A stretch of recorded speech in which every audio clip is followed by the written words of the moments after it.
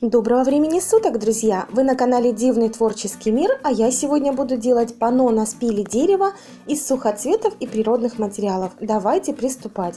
Для начала я беру файлик, наношу на него каплю клея и беру скорлупу фисташек.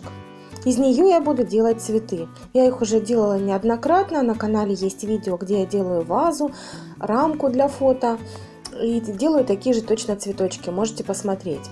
Сначала в серединку мы делаем 3 скорлупки, соединяем их между собой, это серединка цветка, а потом просто добавляем по капельке клея на каждую скорлупу и по кругу выкладываем с легким нахлестом.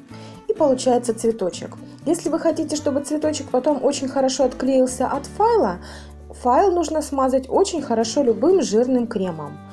Я сейчас этого не делала, я хочу просто потом вырезать, и пусть этот файлик останется на дне, будет крепче все держаться, потому что мне все равно приклеивать это все к основе. А если вам нужно будет отклеить цветочек, то хорошо смазывайте кремом, и все прекрасно у вас отойдет после того, как вы сделаете цветок. Я сделаю 3 цветка, 2 покрупнее и 1 в виде бутончика. Ну вот, я заканчиваю последний бутончик и вырезаю все это ножницами. И у меня получилось вот таких 3 цветочка, которые я расположу на своем будущем панно. Смотрятся они довольно мило и симпатично. Я лично люблю поделки из скорлупы фисташек. Цветы готовы, а я приступаю к сухоцветам. Беру все, что у меня есть. Вот эту белую веточку, это я вот наломала на поле, проезжала мимо, увидела вдоль дороги растет такая красота. Соцветие сумаха красное большое, еще какие-то пушистики очень милые.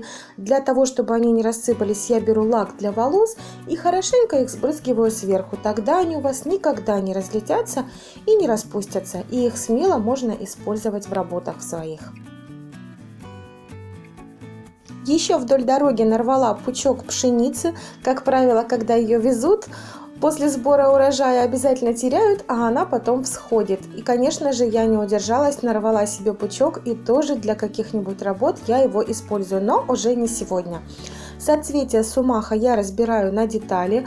Оно устроено так, что его очень легко разобрать на такие маленькие детальки. И именно их я и буду использовать, потому что само по себе оно довольно крупное. Цветочки из фисташек я приклеиваю на термоклей, располагаю так, как мне нравится, расположу их справа, с левой стороны буду располагать 3 вот этих пушистика. Говорю пушистики, потому что как называется, я не знаю. Приклеиваю один повыше, второй пониже и еще третий, последний, чуть ниже второго. Сколько использовать сухоцветов в данной работе, это уже на ваше усмотрение. Если вы хотите, чтобы спил дерева был максимально виден, используйте немного, сделайте 3 цветка, добавьте там пушистик, еще что-то и все. Если же вы хотите наполнить свою работу побольше сухоцветами, то пожалуйста, тут уже дело вкуса, поэтому имейте в виду. Я вот эту белую пушистую веточку разделила на все сегменты, которые имеются, освободила веточку, палочку, и ее я буду использовать как ножку для своего цветка из фисташек. И также добавлю еще пару ножек, чтобы получился такой букет из фисташек. А те сегменты, которые я разделила, некоторые из них я приклеиваю снизу. Теперь приступаю к соцветиям сумаха. Наношу клей на каждый вот такой вот кусочек и приклеиваю. Смотрю, где мне это больше всего подходит, пожалуй, выше. В нижней части я не буду их располагать. И делаю такое тоже соцветие, из них формирую веточку. И приклеиваю все на термоклей. Кстати, имейте в виду, если вы тоже найдете такие соцветия сумаха, если оно у вас пересохнет и вы начнете его брать руками, разламывать на детали, то вот эти мелкие шарики на соцветии могут немного осыпаться. Для этого все легко исправить. Я вот нанесла капельку клея на этот кусочек и на горячий клей просто эти шарики все снова собрала, придавила, и получилась такая же красивая веточка, которая уже точно никогда не рассыпется. И все приклеиваю на свое панно. В своих старых запасах я нашла пакетик с листиками оливы. Я собрала их на букете когда-то, ими был украшен букет, а они очень прекрасно сохраняют цвет и форму. Вот эти листики лежат у меня уже как минимум 2, а может быть и 3 года. Выбираю подходящие веточки и тоже несколько для разбавления своей композиции и для добавления зеленого цвета приклеиваю несколько таких веточек с листочками на свое панно. И еще у меня остались от прошлых работ окрашенные коробочки полевого мака. Они окрашены в зеленый цвет. Кто смотрит мои видео, наверняка видел тот мастер-класс, как я красила их и делала свое панно. И вот сейчас я также беру несколько этих коробочек, которые окрашены в такой зеленый мятный цвет, и приклеиваю на панно, чтобы добавить зеленого цвета.